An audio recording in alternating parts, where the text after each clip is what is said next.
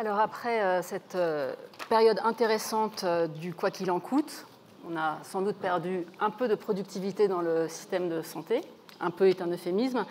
Et donc il est l'heure de revenir, et merci Guy de nous rendre cette boussole, au thème de l'efficience. Voilà. Efficience est un thème qui fait consensus, au moins dans l'idéal. Oui, on a beaucoup progressé, et je pense qu'on le partagera à travers des exemples. Non, on n'est pas au bout de nos efforts, et il reste beaucoup à faire, peut-être trop. On en parlera. Le consensus, il est plus sur l'idéal que sur la déclinaison. Déclinaison du contenu, de ce qu'on met dans le numérateur et dans le dénominateur de l'efficience. De façon ultime, l'idéal, c'est l'amélioration de la santé de la population, de l'état de santé de la population, tout en, voilà, et que chacun concourt à cette performance. Ça, c'est l'idéal. Mais est-ce qu'on a les bons indicateurs généraux? Est-ce qu'ils se déclinent? Est-ce qu'on a les bonnes données? Les indicateurs individuels, qui les connaît? Qui les utilise? Et le patient le sait-il, puisque le thème de ce congrès est le patient. Donc les pratiques évoluent lentement. Et est-ce qu'elles évoluent à la vitesse des enjeux? Les financements sont-ils suffisamment stimulants? Et est-ce qu'on valorise suffisamment l'innovation?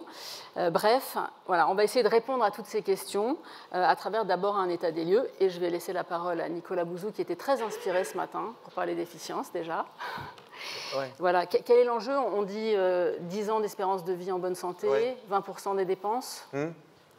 C'est pas bien, déjà. Alors, je suis désolé, parce que je vais déjà briser le consensus. Je ne suis pas d'accord avec l'idée selon laquelle on a fait beaucoup de progrès dans le domaine de l'efficience. On a fait beaucoup de progrès dans le fait d'en parler, ça c'est clair, absolument. Je suis assez d'accord avec vous. Je pense que c'est très important, on y reviendra sur le fait que peut-être que les indicateurs ne sont pas tout à fait les bons ou qu'on n'a pas suffisamment de consensus sur les indicateurs, mais on n'arrive pas à faire des progrès en matière d'efficience parce qu'on n'a pas le courage de regarder ce qui concerne l'organisation, en réalité, du système de santé.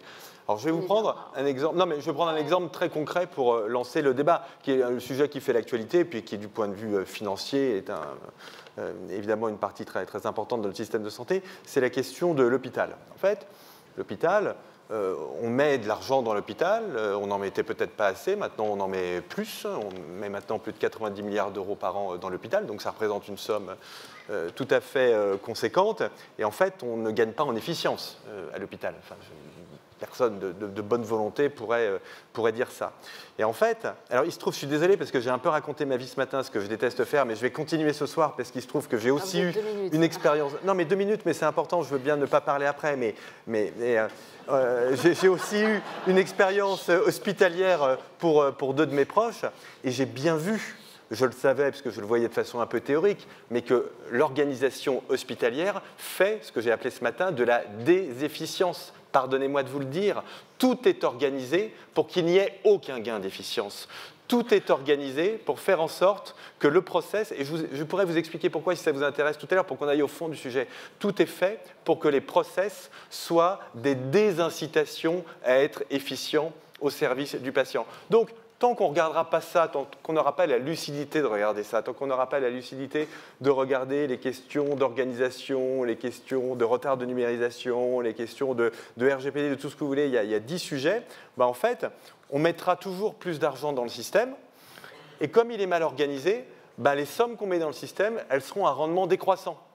Et ça générera toujours plus de frustration. Donc je crois qu'il faut vraiment qu'on regarde ça. Je suis désolé de casser l'ambiance dès le début, mais moi j'ai un avantage par rapport à mes camarades, c'est que je ne suis pas dans le système et donc je peux tout dire. Alors justement, dans l'hôpital, on a en ligne Marie-Noëlle Gérin-Brozard. Oui, je suis là. Bonjour madame. Voilà, donc je pense que vous êtes interpellée par Nicolas Bouzou. Voilà, est-ce qu'on peut parler d'efficience à l'hôpital? Est-ce qu'on peut progresser sur l'efficience à l'hôpital? Quelle est votre vision déjà du chemin parcouru et puis surtout de ce qui reste à faire? Bonjour à tous. Oui, écoutez, j'ai beau être dans le système, ceci ne nous exonère pas d'un regard un peu critique. Donc, je ne suis pas certaine d'avoir des propos aussi tranchés que Nicolas Bouzou. Pour autant, cette notion d'efficience, elle est apparue progressivement avec la tarification et l'activité et la fin d'un système qui, quel que soit ce qu'on produisait, était financé de manière à peu près équitable, à peu près égale, pardon. Et puis aujourd'hui, parce que cette notion d'efficience, elle a complètement contourné la notion de pertinence et de pertinence de nos organisations, efficience est égale à économie. Et économie sur quoi? Essentiellement sur ce que un directeur peut maîtriser, et ça n'a rien de glorieux, qui est la masse salariale de personnel non médical. Un directeur, il y a du mal à porter la notion de pertinence tout seul. Et donc, effectivement, cette notion d'efficience, elle s'est progressivement réduite à ce que tout le monde rejette, hein, la contrainte, le rationnement, en passant largement à côté de ce qui devrait nous interpeller et qui, pour plein de raisons qu'on pourra peut-être évoquer, est resté dans les cartons, massivement. Alors, Franck Van Lennep, quelle est, en matière d'efficience, l'ambition pour les, on va dire, 5 années à venir? D'abord, enfin, je ne suis pas sûr de partager des propos aussi dramatiques. Évidemment que les progrès ne sont sans doute pas assez rapides, mais il y en a. Mais de façon très simple, sans faire un débat sur l'efficience, c'est à la fois la qualité pour les patients et on regarde à quel coût. Bon, une fois qu'on a dit ça, on voit bien qu'on est forcément dans un jeu de contraintes. Forcément. Et on sera toujours dans les jeux de contraintes sur toutes les décisions qu'on prend. Donc il n'y aura jamais une réponse évidente qui s'impose. C'est quelque chose de multifactoriel. Ça, c'est la première chose. La deuxième chose, c'est que ce sont des actions d'efficience. On parle de l'hôpital, mais on peut en parler évidemment en ville, on peut en parler sur les produits de santé. C'est des actions absolument multiples qui vont concerner les offreurs de soins en interne, qui vont concerner les offreurs de soins entre eux, leur manière de travailler entre eux, qui vont concerner évidemment en amont le simple fait de pouvoir accéder à un médecin, puisque s'il y a un rationnement au médecin, d'où tout l'accès aux soins, hein. S'il y a un rationnement, si on n'accède pas au médecin, mais évidemment le système de santé ne peut pas être efficient. Ça va concerner encore plus en amont la prévention. Voilà, donc c'est l'ensemble du système en fait qui doit être efficient, et donc dans chaque compartiment de ce système, il y a des listes d'actions qu'on peut imaginer, pour certaines un peu mises en œuvre, pour d'autres pas du tout, et évidemment on peut aller beaucoup plus loin. Ça, c'est voilà, une vision un peu trop théorique sinon de parler d'efficience. Et donc pour transformer tout ça en action, alors oui, il faut un cadre théorique, il faut une vision stratégique, mais ensuite il faut des plans d'action. Et comme il y en a eu dans le passé, voilà, et on a par exemple, on peut toujours dire qu'on ne va pas assez vite, hein, mais quand on regarde où on en est aujourd'hui à l'hôpital par rapport à il y a 15 ans sur la chirurgie ambulatoire, on a déjà beaucoup progressé. Certainement, il faut encore aller plus loin, mais on a déjà beaucoup progressé. Et voilà, donc on pourrait prendre d'autres exemples sur lesquels, heureusement, notre système de santé progresse. Voilà, donc, en tout cas, ce que le gouvernement a annoncé avec la présentation, en même temps que la présentation du PLFSS, c'est qu'on allait construire pour début 2023, une stratégie pluriannuelle de pertinence et d'efficience, parce qu'en effet, quand on parle d'efficience, un des leviers de l'efficience, sans doute pas le seul, mais un des leviers de l'efficience, c'est la pertinence, et donc reconstruire une stratégie pluriannuelle qui puisse être partagée avec les acteurs et qui puisse nous guider pour les 5 ans à venir. Et vous nous donnez des premières pistes de cette stratégie? Non, on va la construire, comme l'a dit le ministre de la Santé, dans les prochains mois, d'ici début 2023. D'accord. Florence Lussmann, vous représentez les assureurs santé. Eux-mêmes se définissent souvent comme des payeurs aveugles. Alors quand on est payeur aveugle, est-ce qu'on peut contribuer à l'efficience du système et est-ce que vous pensez que c'est le cas? Alors on a ceci de particulier d'avoir effectivement dans nos assurés, nos clients, quasiment l'ensemble des citoyens, puisque 96% des Français ont une complémentaire santé. L'éclairage que je peux peut-être apporter ici, c'est ce dont ils ont envie, eux. Parce qu'effectivement, on a un système qui est excessivement compartimenté. Le danger, c'est peut-être d'aller chercher l'efficience dans chacun des compartiments, parce qu'après, est-ce qu'on va atteindre une efficience globale? Donc le discours que je voudrais porter ici, c'est vraiment un discours de mettre tout le monde autour de la table au service d'un objectif commun. Et cet objectif, Nicolas l'a évoqué, nous on l'a retenu dans le livre blanc qu'on a fait sur la santé, dans le cadre de la campagne présidentielle. On a relevé 4 grands défis qui sont devant nous en santé, on les partage tous, hein, c'est l'accès aux soins, c'est la fragmentation des parcours qui sont des parcours du combattant. Hein. C'est ce que nous disent nos assurés. Donc et pas que les patients, parce qu'il y a aussi les aidants. Donc c'est un parcours du combattant pour tout le monde. C'est la prévention qui est historiquement le grand absent. Hein. Espérance de vie en bonne santé, 63 ans pour les hommes, 64 ans pour les femmes, alors que même en Europe, à 2 pas en Europe, c'est bien mieux. Donc ça veut dire que c'est bien, on a une marge de progrès là-dessus. Et puis évidemment, il y a évidemment ce report sur les générations futures par la sécurité sociale du coût de notre santé aujourd'hui qui est évidemment inadmissible. Mais pour fédérer tout ça, il ne faut pas oublier, il y a effectivement tous les soignants, il y a tous les intervenants, il y a les complémentaires santé, mais il y a surtout nos concitoyens, il faut les mettre au centre du jeu. Et effectivement, moi je trouve que le projet de société que j'aimerais qu'on porte tous ensemble, et puis après chacun verra comment il peut contribuer, et je suis évidemment à disposition pour dire quels sont les leviers spécifiques dont disposent les complémentaires santé, mais ce qu'il faut, c'est embarquer tout le monde, et pas seulement le système de santé, parce que notre santé, c'est notre capital, à nous, et que là, le citoyen, et le citoyen, malheureusement, quand il est malade et qu'il devient un patient, il doit être mis au centre du jeu, et c'est véritablement pour lui, pour capitaliser sur son capital santé, qu'il faut qu'on se mette tous autour de la table. Pour moi, c'est ça la définition de l'efficience, c'est l'efficience pour nos concitoyens. Florence Dupré, dans le système de santé, finalement, vous êtes industrielle et vous représentez les industriels. Vous êtes les seuls à être évalués sur des critères d'efficience. Donc, première question, est-ce que vous le vivez bien ? Et deuxième question, finalement, est-ce que ça vous a fait progresser ? Voilà, est-ce que ça vous a tiré vers le haut ou est-ce qu'au contraire, vous le vivez comme une énorme contrainte ? Alors, on le vit à la fois bien et mal, d'accord ?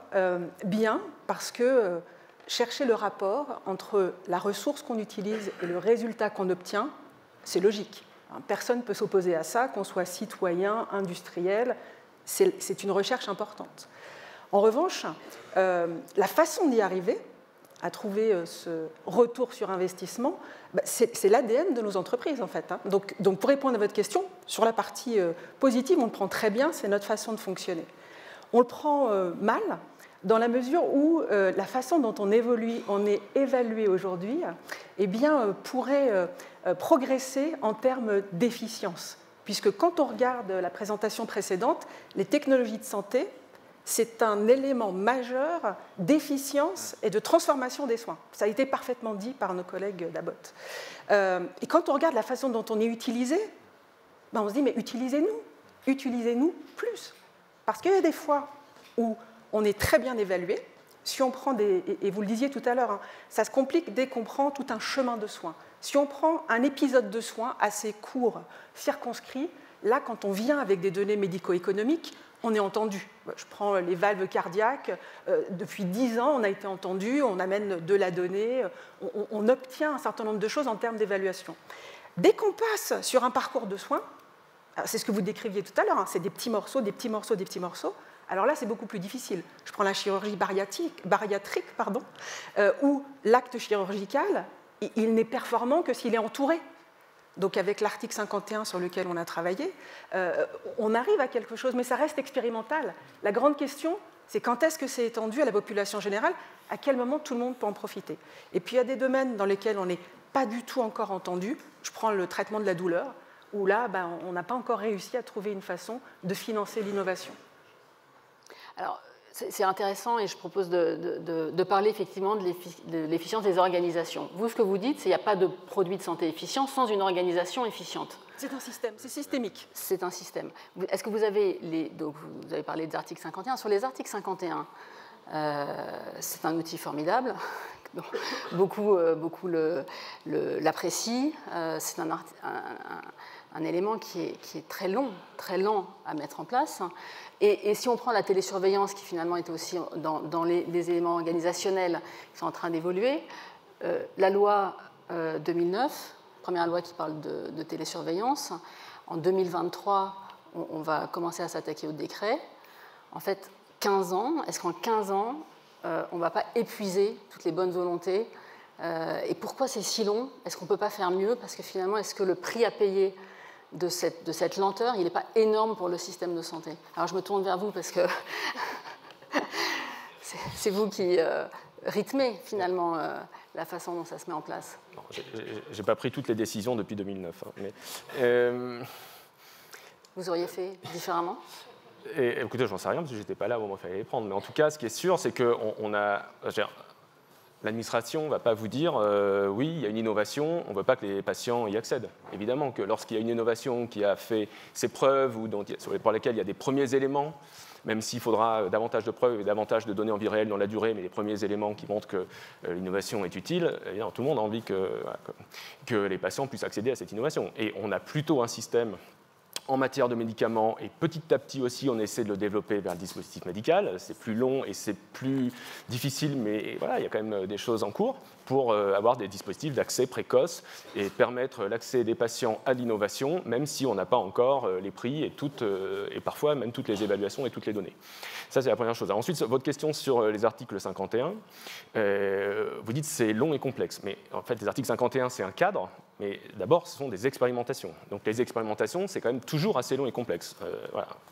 Ben oui, parce qu'une expérimentation, il faut quand même que vous définissiez le projet, puis après, il faut que vous recrutiez les patients, puis il faut un petit peu de temps. Et il faut un peu de temps quand même parce qu'il faut traiter les patients, et puis après il faut traiter les données, évaluer. Donc tout ça, mais quand même toujours quelques années, une vraie expérimentation, et partout, hein, ailleurs aussi. Hein, dans les autres pays, ils ne vont pas plus vite, ça prend toujours un peu de temps. Donc la question après, c'est à quelle vitesse on est capable, dès lors que l'expérimentation commence à faire ses preuves, à passer à l'échelle. C'est aussi la question que vous posiez. Alors, vous preniez par exemple l'exemple de la télésurveillance.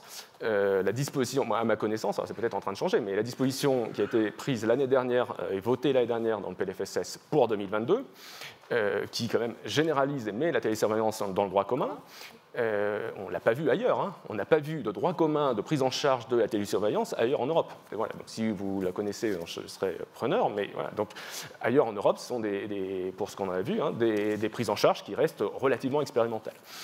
Donc, nous, on avait bien sûr déjà des expérimentations. Donc, depuis 2009, il s'est passé beaucoup de choses. Il y a des expérimentations en cours et qui concernent quand même déjà pas mal de patients sur la télésurveillance. Concrètement, on ne peut pas mieux faire, on ne peut pas aller plus vite. Écoutez, on va plutôt plus vite que les autres, je crois. Et vous dites le décret pour 2023. Non, là, c'est pour la fin 2022. On a évidemment, parce que c'est facile de le dire, voilà, la télésurveillance, il faut la mettre en place. Après, évidemment, il y a toujours des négociations, il y a des questions de coûts, combien on rémunère côté des industriels, combien on rémunère côté des professionnels. Et dès lors qu'on rentre dans ces négociations tarifaires, nous, forcément, et c'est normal, on est du côté c'est de l'argent public, donc on négocie, on cherche le bon prix, et donc ça met toujours un peu de temps. Mais tout ça va rentrer en vigueur d'ici la fin de l'année 2022, qui est, me semble-t-il, plutôt au crédit de la France en comparaison européenne. Totalement, sur le fait qu'on a vu cette nouvelle avec énormément d'intérêt, il y a un an. Le vrai enjeu, ça va être la façon dont on va être évalué. J'ai presque envie de dire, est-ce que le passage au droit commun va tuer ou développer la télésurveillance? Ça dépendra de la façon dont vous allez pouvoir la financer. Parce que si c'est pour avoir un coût qui ne permet pas aux acteurs de rester, de se développer, de continuer à apporter leurs bénéfices, parce que c'est des consultations évitées, c'est des signaux faibles qui sont repérés. Donc ça a un bénéfice. Et c'est vrai qu'on est souvent vu à travers les lunettes du coût et non pas de l'investissement. Donc à condition qu'on arrive ensemble à avoir cette évaluation dans de bonnes conditions, la télésurveillance en France, ça sera un atout majeur, ou alors on va la tuer et on perdra tout. On ne fait pas tout ça pour la tuer, hein, c'est clair. Hein. C'est pour ça que je dis qu'on travaille ensemble. Je sais bien. Sur l'efficience des organisations, en fait, on a énormément de choses à faire. Je dirais un mot, et même plus qu'un mot, du coût tout à l'heure, mais je reste un instant sur l'organisation. Oui, on a beaucoup de choses à faire parce qu'en fait, à force en effet de se couvrir, il y avait une conversation cet après-midi très intéressante sur le principe de précaution, par exemple, qui se retourne en réalité contre le système de santé et contre l'efficience dans le système de santé, mais j'évoquais tout à l'heure le RGPD et même l'organisation et la gouvernance même extrêmement technocratique au fond du système de santé de l'hôpital. Je reste un instant sur l'hôpital parce que quelque chose qui m'a beaucoup intéressé, qui m'a frappé là dans le parcours hospitalier, notamment celui de mon fils, c'est que la phrase que j'ai le plus entendue en 3 jours, c'était « c'est écrit là ». Et ça m'a fasciné parce que parfois, ça confinait à l'absurde. Par exemple, quand je l'ai déshospitalisé, quand j'ai fait, on m'a dit « Ah mais monsieur Bouzon, on ne saviez pas que vous étiez allemand ». Alors, je dis, bah non, je ne suis pas allemand. Et on me dit, bah si, regardez, c'est écrit là. Vous voyez, donc c'est vraiment... Alors, j'avoue que c'est un argument contre lequel il est difficile, je ne dirais pas que j'ai douté moi-même, mais c'est assez difficile de lutter contre ça. Donc, vous voyez, ça, si vous voulez, tant qu'on ne regarde pas ça, et tant qu'on je le dis sur le ton de la plaisanterie, mais tant qu'on le passe par pertes et profits, je vous le dis brutalement mais lucidement, il n'y aura aucun gain d'efficience. Il n'y aura rien. Vous pourrez faire tout ce que vous voulez. Ensuite, sur la question, alors je sors un peu du champ de l'hôpital et je reste sur la question de la technologie. La technologie, elle est sous-utilisée en réalité à beaucoup d'échelons de notre système de soins. Regardez la médecine générale, par exemple. Quand vous allez dans un cabinet, quand vous allez voir votre médecin généraliste, en réalité, il utilise très peu de technologie. Il utilise stéthoscope, tensiomètre, etc. Mais enfin, ce sont des choses qui existent depuis longtemps. Alors, je vais prendre... Alors, vous allez hurler, mais c'est pas grave.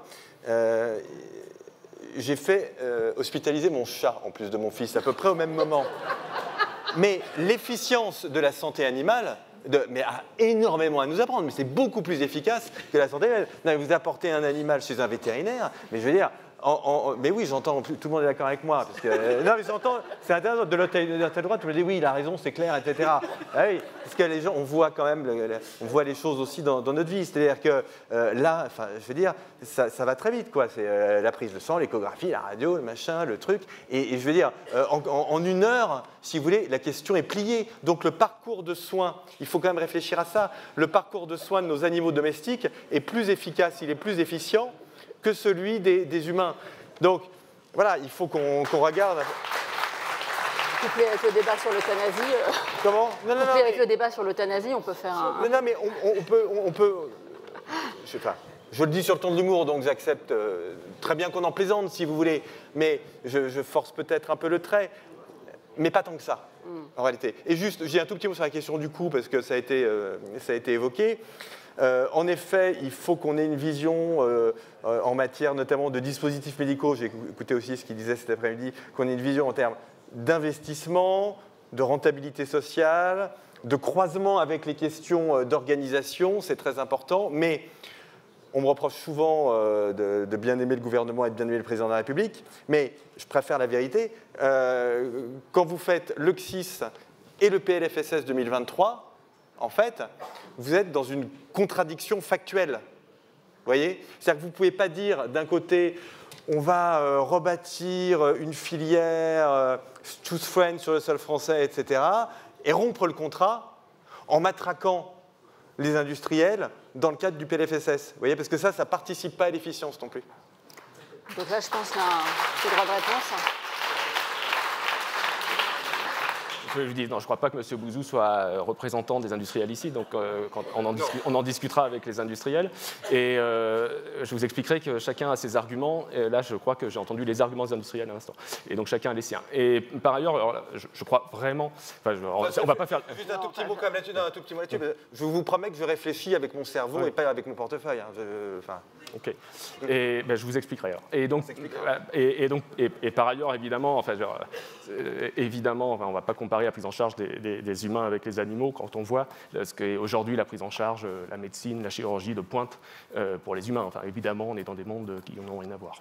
Je parlais des cabinets de médecine générale. Il n'y a pas de chirurgie de pointe dans un cabinet de médecine.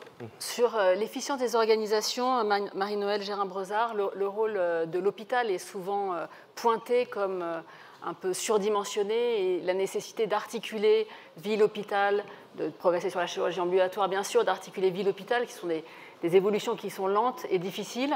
Je sais que vous l'appelez de vos voeux aussi et que c'est un travail de tous les jours. Est-ce que vous pouvez nous en parler ? Oui, vous indiquiez tout à l'heure que le méta-objectif de l'efficience serait d'améliorer l'état de santé de la population. Alors c'est vrai que c'est le méta-objectif, c'est ce qui devrait fédérer l'ensemble des acteurs. Bon, une fois qu'on a dit ça, on n'a pas dit comment, mais c'est important de se le redire parce qu'effectivement, les objectifs et les indicateurs qui les accompagnent sont assez cloisonnés. Ma part, je suis partisane d'une réflexion territoriale sur un financement de la prise en charge de la santé qui décloisonne les différents systèmes et qui oblige les différents systèmes. Donc c'est sûrement compliqué. Vous parliez tout à l'heure des articles 51 qui sont compliqués, modifier l'organisation du financement du système de santé, ça l'est aussi, mais on est à l'aube de quelque chose qui, alors sans aller dans la catastrophe donc, évoquée tout à l'heure, on est quand même à l'aube d'enjeux qui sont majeurs et avec des ruptures déjà aujourd'hui et de prise en charge et probablement accentuées dans le futur. Donc je pense qu'on a un défi collectif à relever autour de cette notion de pertinence et de prise en charge globale de la ville jusqu'à l'hôpital, en passant par les acteurs privés de la prise en charge. Et donc, sur les organisations, alors évidemment, l'hôpital, ce n'est pas une clinique vétérinaire, c'est certain. Et l'ensemble de la chaîne de soins, le nombre d'acteurs qu'il y a dans un hôpital, a fortiori dans un CHU comme celui dont je m'occupe, il est un peu plus. La chaîne de décision et la chaîne d'organisation est bien plus longue que celle d'une clinique vétérinaire. Lorsque je parlais de la pertinence tout à l'heure, je voulais vraiment évoquer la nécessité. J'ai entendu plusieurs fois tout cet après-midi les interpellations envoyées par des médecins aux médecins et sur la capacité à se remettre en cause dans sa pratique et à réinterroger la manière dont on procède. Le faire ou ne pas le faire, ça tire les organisations à l'hôpital. Le médecin, c'est l'effecteur principal du soin à l'hôpital. Les infirmières, elles agissent majoritairement sur prescription et l'ensemble de l'organisation tourne peut-être trop autour de l'organisation médicale. Donc on a réellement besoin, et encore une fois, je trouve que tout ce qu'on a entendu cet après-midi était assez encourageant de prise de conscience. Après, il faut parvenir à l'amener sur le terrain et à amener ces prises de conscience, y compris dans les interactions avec la ville. Et justement, dans cette prise de conscience, les médecins ont-ils et contribue-t-il suffisamment au fait de créer des données de pertinence, des données de qualité? Et est-ce que finalement, une des questions, c'est la disponibilité d'indicateurs qui leur permettent, d'être évalués, de s'évaluer et finalement de progresser dans ce domaine? On a l'impression que tout ça se fait dans une forme d'aveuglement des médecins, à l'hôpital notamment. Et d'ailleurs, derrière cette question, on envisage de créer des entrepôts de données de santé pour les hôpitaux. Quelle va être la place de la donnée clinique, de la donnée qui va permettre de piloter à la qualité? Alors, deux choses. Il est certain que les indicateurs d'efficience ou de performance actuels sont produits par l'essentiel des systèmes d'information, sont en définitive assez rudimentaires. Ils reposent d'abord sur une bonne saisie de l'information, ce qui n'est pas toujours le cas. Il y a plein de choses à puiser. J'espère qu'effectivement, les entrepôts de données de santé et tout le dispositif interrégional ou national qui s'installe va permettre d'aller requêter de manière plus intelligente, entre guillemets, mais il n'empêche qu'aujourd'hui, le dialogue de gestion qu'on a dans un hôpital est beaucoup basé sur des indicateurs assez frustres, le taux d'occupation, les durées moyennes de séjour, et ne traduisent absolument pas le bon soin au bon endroit, au bon moment. Et là, on parle de l'intérieur d'un hôpital, quand il s'agit d'évaluer ça au niveau d'un ensemble plus systémique, sur un territoire, entre l'hôpital de proximité et l'hôpital de recours, entre les acteurs de la ville et les maisons de santé en général et les cliniques. Là, on est dans la troisième dimension, c'est-à-dire qu'on n'a aucun système d'information. D'abord, ils sont assez peu interopérables les uns avec les autres. On va y arriver peut-être sur les GHT, mais sur l'ensemble d'un territoire, les systèmes d'information, les dossiers patients sont très peu interopérables à l'heure actuelle. On progresse. Est-ce qu'avoir plus d'éléments de mesure ne permettrait pas aussi de participer à la revalorisation des professionnels? Parce que finalement, des professions médicales et non médicales qui n'ont aucune idée du sens dans lequel, finalement, ultimement, elles travaillent, est-ce que ça ne participe pas de la tension que vous vivez et qu'on commente beaucoup à l'hôpital? Je pense que les professionnels, ils ont conscience de ce qu'ils produisent. C'est la traduction de ça dans des indicateurs et des données qui n'est pas suffisamment marketée et mise en évidence. Donc oui, de pouvoir démontrer une production collective, c'est indispensable. Tout ça passe malgré tout, et c'est très trivial, hein, je suis désolée de le dire, mais par de la saisie de données. On entend aussi nos médecins dire on est accablé de tâches administratives et voilà, le codage, oui, mais bon. Et donc, il faut saisir de la donnée, il faut la saisir de manière qualitative, et ça n'est qu'à partir de ça qu'on peut produire quelque chose d'intelligent en termes de pertinence et peut-être d'efficience. Donc, voilà, on a à la fois à bâtir des outils, et encore une fois, les outils, notamment le Ségur de la santé, a permis de progresser sur les évolutions des systèmes d'information. Mais il faut aussi qu'il y ait une certaine compliance à renseigner les systèmes d'information. Alors justement, finalement, tout ça concourt à une question qui est fondamentale, c'est est-ce qu'on a une suffisante culture de la qualité? Est-ce qu'on a envie? Est-ce que la société, finalement, va tolérer finalement qu'on n'ait pas de culture de qualité aussi longtemps, parce que finalement on le paye très cher, et quelque part on condamne le patient, encore une fois on parle beaucoup des professionnels, mais in fine on doit parler des patients, on les condamne à regarder les étoiles sur Google pour s'orienter dans le système de santé et pour avoir une idée de qualité, une idée approximative. Ce que vous dites est très juste, et au fond, on parle assez peu du patient.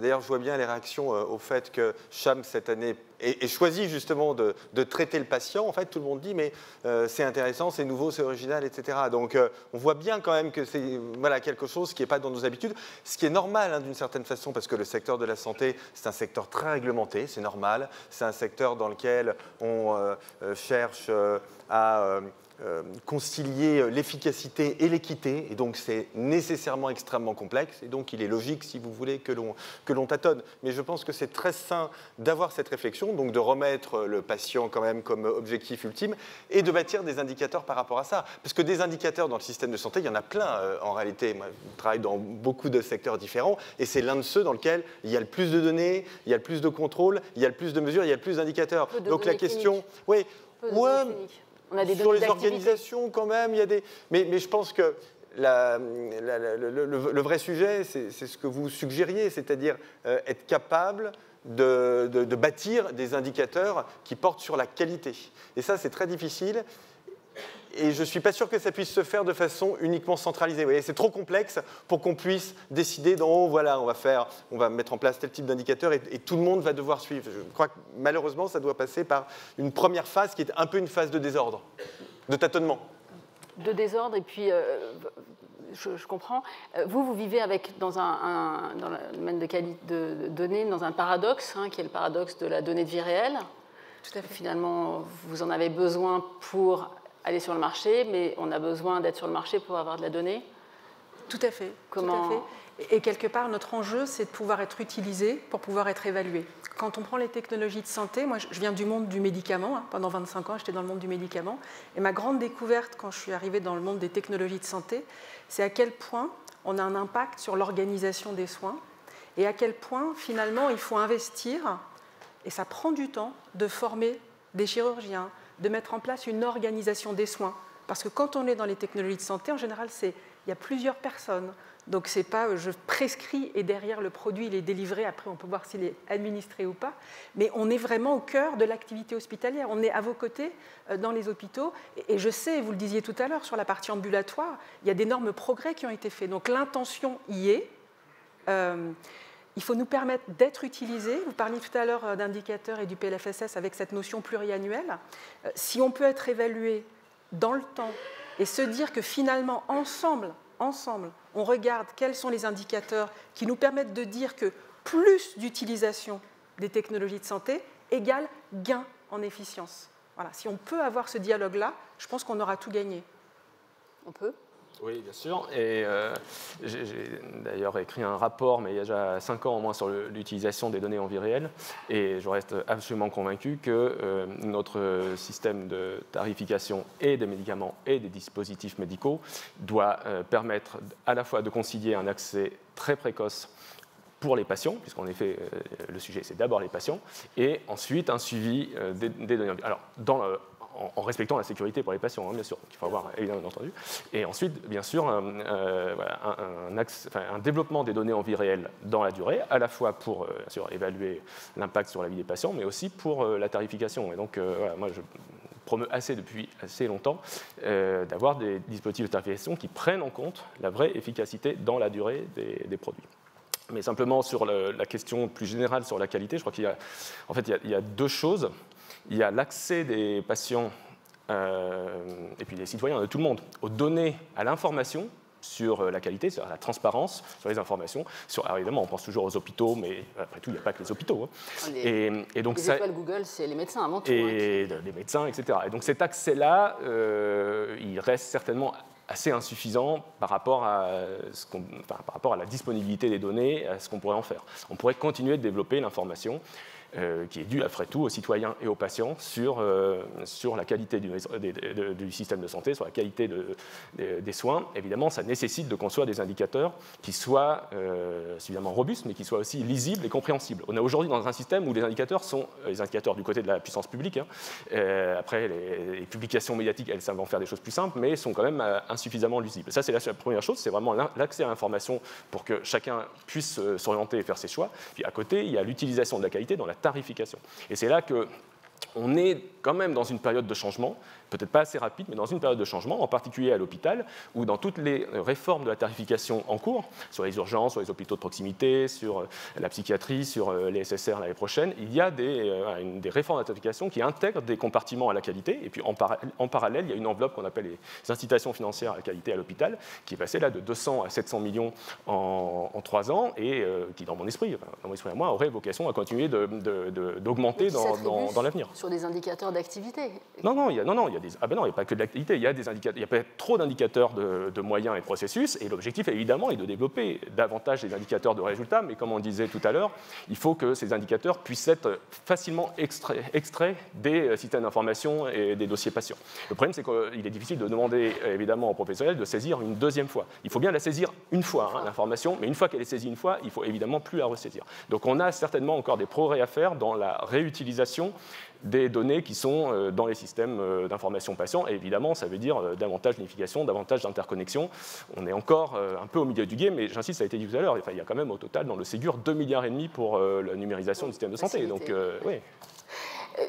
Ça, c'est à l'hôpital. En ville, est-ce qu'on n'est pas un peu otage de la convention médicale et de ce régime, on va dire, de convention médicale, avec un système où il y a beaucoup de choses qui sont négociées en amont, et finalement, en aval, pas de mesures, pas de contrôle, pas de sanctions. Enfin, si je schématise, mais on est un peu dans cette logique. Et si on va au bout de ça, on protège donc, on comprend que voilà, politiquement, ça permet de protéger les relations avec les professionnels de santé qui sont très importants, mais que finalement le risque à ne pas aller plus loin, à ne pas avancer, il peut induire des pertes de chance, il peut induire des surcoûts, et puis finalement, il peut induire, on a beaucoup commenté aujourd'hui, le rôle du système de santé dans le lien social qu'il y a en France. Est-ce que ça ne peut pas provoquer, in fine, un délitement de ne pas progresser dans ce domaine ?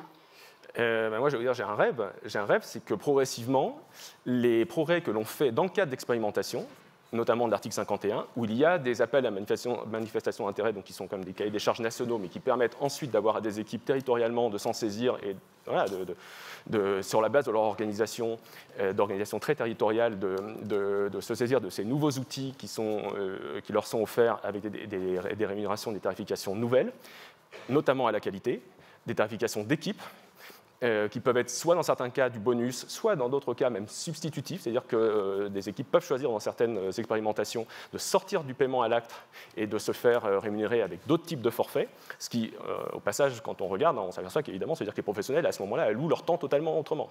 C'est-à-dire qu'évidemment, le paiement à l'acte, enfin, tout le monde l'a toujours dit depuis très longtemps, c'est une assez mauvaise allocation des moyens. Et on a maintenant des expérimentations en cours qui le montrent, ce qu'on sait depuis longtemps, y compris en France, qu'on obtient des résultats différents. Donc moi, mon rêve, c'est qu'un jour, ces expérimentations l'article 51, vous disiez tout à l'heure comment est-ce qu'on passe à la généralisation, que voilà, ce qui marche petit à petit rentre dans la négociation conventionnelle et que ça se retrouve dans la convention médicale. Donc évidemment, il faut que à la fois et l'assurance maladie et les représentants des médecins libéraux se mettent d'accord. Hein, donc c'est des choses qui doivent se construire ensemble.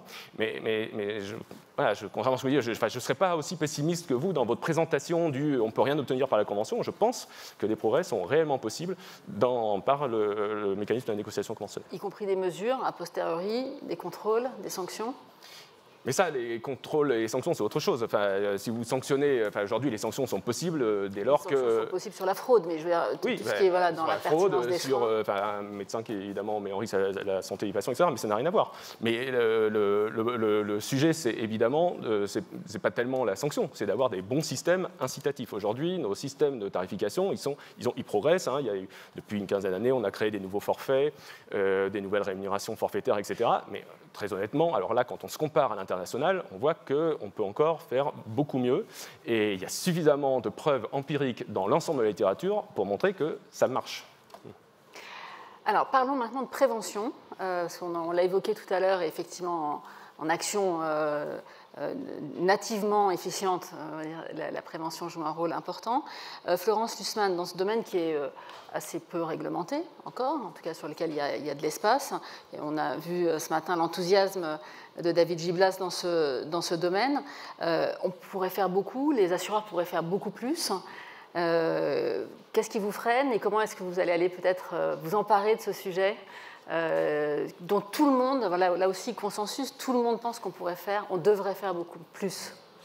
Bon, d'abord, moi je vais rappeler que notre métier c'est de gérer les risques, donc on a évidemment un comparatif avec tous les autres risques qu'on gère, que ce soit l'assurance auto, que ce soit l'habitation, les catastrophes naturelles, et on voit l'efficacité de campagnes comme SAM, hein. Vous savez, SAM c'est celui qui conduit, c'est celui qui ne boit pas.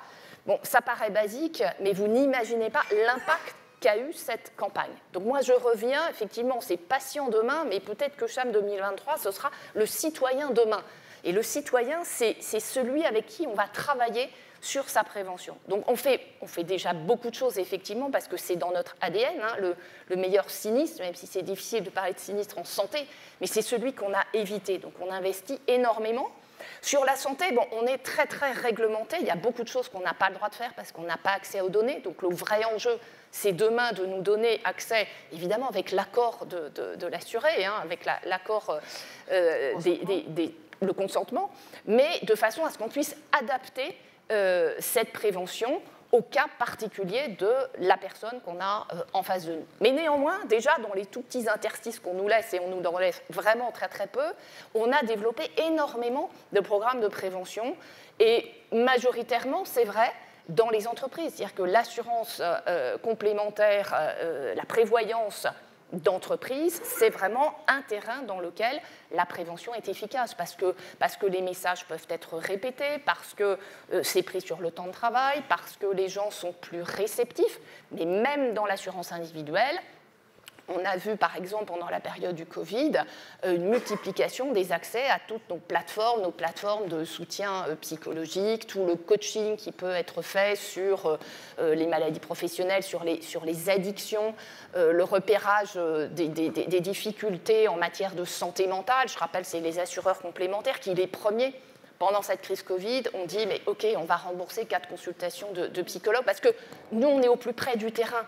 Donc, on voit bien les décalages, les dérapages, donc on a cette capacité de réaction, on a des contrats qui sont personnalisés, hein. Les salariés du BTP, ils n'ont pas besoin de la même couverture santé-prévoyance que des employés de banque, par exemple. Donc on est habitué à gérer, si ce n'est l'individu, en tout cas des catégories d'individus qui sont plus homogènes et avec lesquels on peut proposer des dispositifs de prévention qui sont efficaces. Alors évidemment, on voudra aller plus loin. Et une part importante je termine là-dessus parce que c'est en lien direct avec l'innovation. On est, grâce à l'épargne que vous nous confiez, grâce aux primes d'assurance que vous payez, on est les plus gros investisseurs. On a 2700 milliards de placements, c'est énorme. Ce n'est pas la richesse des assureurs, c'est la richesse que vous nous confiez. Et évidemment, toute une partie de cette richesse est investie, en particulier dans le domaine de la santé et dans l'innovation. Et vous voyez, rien qu'en 2020, On a investi 800 millions dans la santé, dans l'innovation en santé, parce qu'on était très préoccupés de notre souveraineté de santé. Donc, on a investi dans des entreprises de santé, dans des dispositifs innovants. Je vais en citer un qui était un programme de France Biotech pour favoriser les solutions digitales en matière de parcours pour la santé mentale. Et nous, une fois qu'on a ça, il y a des assureurs qui ont investi dans un système qui s'appelle Visible 3D. Donc, en fait, ça permet la reconstruction d'organes. Je comprends, je ne suis pas médecin, encore moins chirurgien, que c'est très efficace pour le chirurgien qui va opérer certains types d'organes. Mais vous voyez, vous avez des assureurs complémentaires qui, par leur côté investisseurs, ont repéré ces innovations, ont investi dedans, et c'était rentable au plan financier. Et ensuite, eh bien, nous sommes des passeurs d'innovation parce qu'après, nous donnons accès au plus grand nombre à ces technologies médicales parce que nous les remboursons. Et je terminerai quand même en rappelant que ce sont bien les assureurs santé complémentaires qui ont introduit la téléconsultation. Donc, je me réjouis que maintenant, ça se démocratise, mais c'est grâce aux complémentaires que l'innovation arrive, si ce n'est au chevet du patient, mais en tout cas, devient disponible pour l'ensemble, c'est-à-dire 96% des Français. Sur la prévention ? Oui, toutes les actions de prévention, je vais être rapide, toutes les actions de prévention sont bonnes pour la santé publique, mais elles ne sont pas toutes coût efficaces, parce qu'il y en a qui coûtent très cher. Mais on sait lesquelles sont, c'est très documenté, on sait lesquelles sont coût efficaces. Je vais vous donner 3 exemples. Il y a un sujet qui a été évoqué ce matin, c'est très important, c'est le dépistage cancer du côlon entre 50 et 75 ans. On sait que ça, si on fait monter le taux, ça, ce sera coût efficace. Les vaccins, alors là, les vaccins, c'est toujours coût efficace pour une raison très simple, c'est qu'un vaccin, c'est pas cher. Donc, les vaccins contre le papillomavirus, par exemple, on n'est pas assez bon. Les Britanniques sont devenus très bons. Ils commencent à en voir les conséquences en matière de santé publique et en matière de régulation des coûts sur les cancers de l'utérus, etc. Et puisque vous évoquez le sujet de la prévention dans les entreprises, l'exercice physique. Ça, je trouve que c'est un merveilleux sujet pour les partenaires sociaux, par exemple, qui parfois cherchent des sujets un peu originaux. Je vois des entreprises qui le font. Il y a des entreprises qui disent aux salariés, on vous libère une demi-heure par jour, et puis vous pouvez faire de l'activité physique. Là, je trouve qu'on a un levier qui est vraiment astucieux, intelligent, surtout dans une période en plus où les entreprises cherchent à attirer des gens, etc. Vous voyez, je trouve que c'est des pistes originales qu'on peut creuser. On va aller faire du yoga dans les salles de réunion quand on ira au bureau. C'est pas la même chose. C'est pas la même chose. Ça dépend quel yoga. Il y a des yogas très physiques. Autre débat, si vous voulez bien. Dans le PLFSS, il me semble que c'est le premier PLFSS où est évoquée la nécessité d'évaluer sur la base de l'empreinte carbone et du caractère durable des produits de santé. C'est le premier, non, il me semble. Vous, en tant qu'industriel, du coup, j'imagine, ça doit rencontrer des éléments que vous travaillez déjà. Comment est-ce que vous le percevez? Comment est-ce que, en lien avec, finalement, c'est de la prévention autrement, mais c'est des éléments qui sont importants sur le long terme. Comment est-ce que vous allez l'intégrer? Alors, nous, chez Medtronic, notre responsabilité sociétale et environnementale, elle est extrêmement forte. Elle a été complètement intégrée à notre stratégie d'entreprise. Voilà. Donc, à la fois en travaillant sur notre capital humain, vous parliez de l'exercice, mais au-delà de l'exercice, c'est aussi comment est-ce qu'on développe nos équipes, parce que dans la partie, responsabilité sociétale, vous avez les employés. Et puis après, évidemment, on a un enjeu qui est un enjeu de sobriété, qui est aussi un enjeu de recyclage, quand on en parlait tout à l'heure, dans le domaine des technologies de santé. Et nos partenaires hospitaliers, dans les appels d'offres, aujourd'hui, c'est clairement établi, en fait, que si on n'a pas un certain nombre de critères et si on n'est pas évalué sur ces critères, on ne peut plus jouer. Voilà. Donc, évidemment, c'est un élément important qu'on a complètement pris, non pas comme une contrainte, mais comme un enjeu, un levier d'efficience, finalement, aussi. Voilà, en travaillant sur ces éléments. On rentre dans la définition maintenant de l'efficience. En guise de conclusion, je voudrais vous proposer un exercice à tous les 4. On est à CHAM 2032. J'aimerais que vous me donniez un élément que vous présenterez dans cette même table ronde qu'on organisera, bien sûr, pour dire ce qui a été déterminant dans les 10 années qui ont précédé, donc entre 2022 et 2032. Et Guy Valencien a choisi comme thème l'efficience en santé, une victoire française. Alors moi, je partage votre rêve, c'est-à-dire que ces expérimentations en fait rentrent finalement dans dans la partie évaluation courante des technologies de santé, puisqu'on a un impact tellement fort sur l'organisation des soins, sur les parcours de soins, qu'on soit évalué un peu comme Baria Up, qui est un douleur up, qu'il y ait dans le domaine de la cardiologie des parcours de soins, et que nos technologies de santé ne soient pas évaluées par rapport à ce qu'elles peuvent apporter sur un morceau du système, mais sur l'ensemble. Mais ça nécessite aussi que nos institutions se structurent autrement. Vous en parliez tout à l'heure en termes de lisibilité. Aujourd'hui, dans les technologies de santé, on a 15 acteurs, peut-être même 20 acteurs différents. Peut-être que l'Agence de l'innovation en santé nous apportera de la lisibilité. Florence Lussmann. Mais un mot. Un mot, c'est qu'autour de la table, il y a un citoyen ou une citoyenne au centre et qui disent ce qu'il comprend, ce qu'elle aime, ce qu'elle n'aime pas, ce qui ne va pas dans le système de suivi, parce que je ne veux pas dire de santé, parce qu'encore une fois, moi, je veux que ce soit le citoyen qui soit au centre. Nicolas Bouzou. Ce que je voudrais pouvoir dire en 2032, on a un système de santé qui est tourné vers le patient et non plus vers le système de santé. Alors, je crois que le citoyen patient, il est autour de la table, parce que Nicolas Bouzou a commencé par une expérience personnelle. Et non, mais notre chance, c'est qu'on est tous patients, et qu'évidemment, on commence tous par nos expériences, et voilà, on s'en nourrit aussi. Et moi, d'ailleurs, que ma conclusion a été la même que celle de Nicolas Bouzou. Ça fait, moi aussi, assez longtemps, je dis qu'évidemment, le système de santé, il est d'abord pour le patient. Pour le patient. Merci. Merci. Merci.